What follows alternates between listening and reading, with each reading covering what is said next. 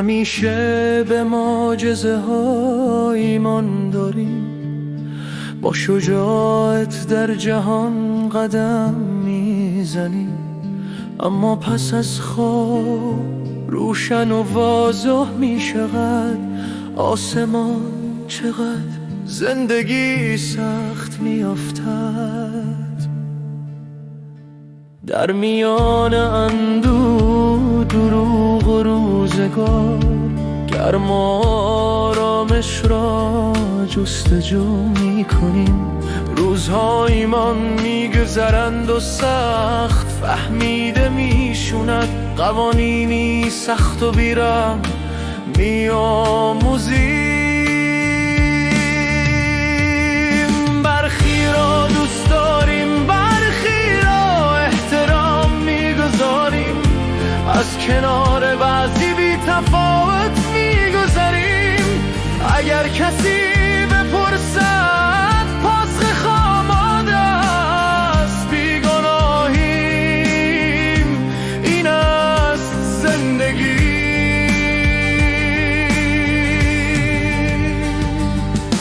به نظر میرسد هیچ کس واقعا نمیفهمد که زندگی پاک و روشن است مثل آب.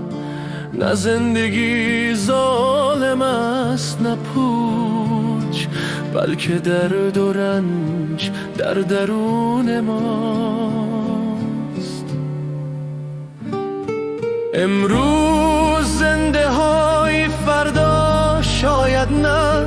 آخرین قدم هایت را در مسیر خود می‌روی. افراد دیگری وارد زندگیات میشوند، خانه و جهان تو را پر میکنند. تا زمانی که نفس میکشی شعله را حس کن، از حقیقت و عشق فرار نکن.